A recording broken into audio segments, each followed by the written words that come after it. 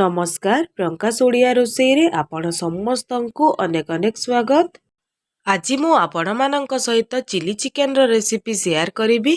Road side रे मिलुतिबा chilli chicken भली आपण एहाकु घरे तयारी करि परिबे। तेबे वीडियो को स्किप न करी शेष पर्यंत देखंतु। जदि एही रेसिपी आपण मानकु भल लागिबो ताहेले वीडियो को लाइक टिए करि देबे। आगकु एही परि नुआ नुआ रेसिपी जानिबा पई मो चैनल को सब्सक्राइब मध्य करि देबे। तेबे चलंतु वीडियो आरंभ करिबा। चिली चिकेन तयारी करिबा पई एठी मु 200 ग्राम चिकेन नेइची। ताकू भल भाबरे धोईकी छोट छोट साइज रे काटी नेइची। एबे एथिरे गोटे चमच अदा रसुण बटा देबा।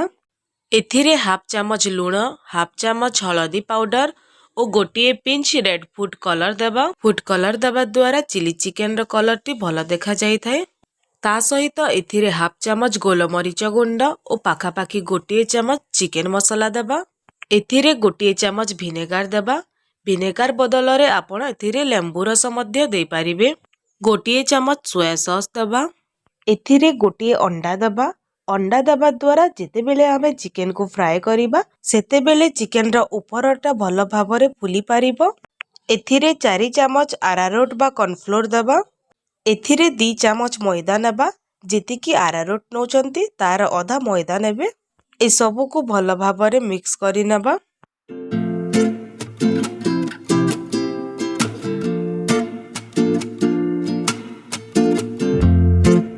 देखंतु ए सबु को मु भल भाबरे मिक्स करि नेइची। एबे आमे एहाको आधा घंटा पई छाड़ीबा। आधा घंटा परे एबे आमे चिकेन रो पीसेस गुडी को छाणीबा। चिकेन रो पीसेस गुडी को छाणीबा पई कढ़ाई रे मु किछि तेल गरम करि नेइछि। एबे एथिरे चिकेन रो पीसेस गुडी को देकी छाणीबा। एका संगरे सब पीसेस गुडी को देकी छाणीबेनी। कढ़ाई रे जेतिकी जगह अछि सेतिकी ही देबे। मने रखंतु चिकेन रो पीसेस गुडी को छाणीबा बेले गैस रो फ्लेम को लो टू मीडियम रे रखी की छाणीबे। जदि गैस रो फ्लेम को हाई करी की छाणीबे ताहेले चिकेन गुडी को ऊपर शीघ्र लाल होई जिवो ओ भीतरटा सिझी पारिबनी। एबे देखंतु चिकेन रो पीसेस गुडी को गोटे साइड रु फ्राई होई गलानी। एबे याकू ओलटाई की अन्य साइड रु मध्य छाणी नबा।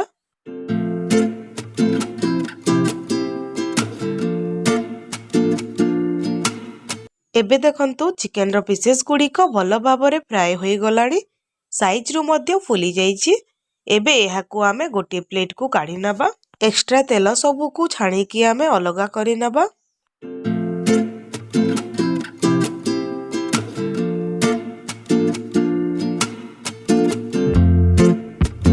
एही परी भाबरे बाकी चिकेन रो पीसेस गुडी को मध्य छाणी नबा।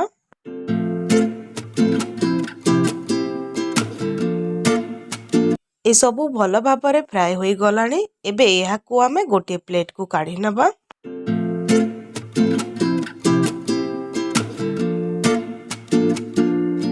एबे देखंतु कढ़ाई रे मु किछि तेल गरम करि नेइछि। जेउ तेल रे मु चिकेन रो पीसेस गुडी को फ्राई करितिली सेही तेल को मु एथिरे नेइछि।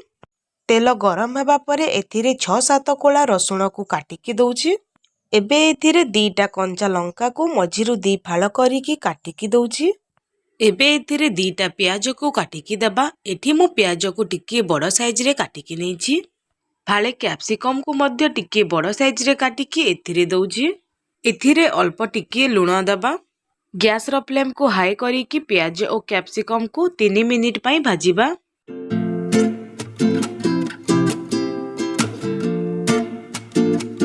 प्याज और कैप्सिकम भाजिबार 3 मिनिट होई जाईची। एबे एथिरे 1.5 चमच सोया सॉस देबा। ता सहित एथिरे गोटे बड़ चमच चिली सॉस देबा और 2 चमच टोमेटो सॉस देबा। आपण माने सॉस को निज अनुसार कम बेसी करिकी दे पारिबे।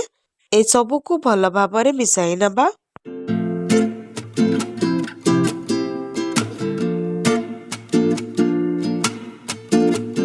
एबे एथिरे छाणीकी रखितिबा चिकेन गुडी को देबा। हाफ चमच रु टिकिए कम अजिना मोटो देबा। ए सबु को भल भाबरे मिसाई नबा।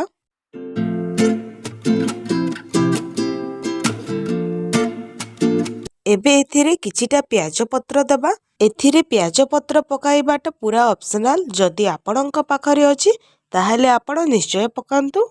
ता सहित एथिरे अल्प किछि कटा धनिया पत्र देबा। ए सबु को भल भाबरे मिसाई नेबा।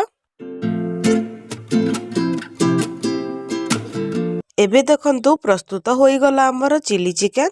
ଏବେ ଗ୍ୟାସର ଫ୍ଲେମ୍କୁ ଅଫ୍ କରିକି ଏହାକୁ ଗୋଟିଏ ପ୍ଲେଟ୍କୁ କାଢ଼ି ନେବା।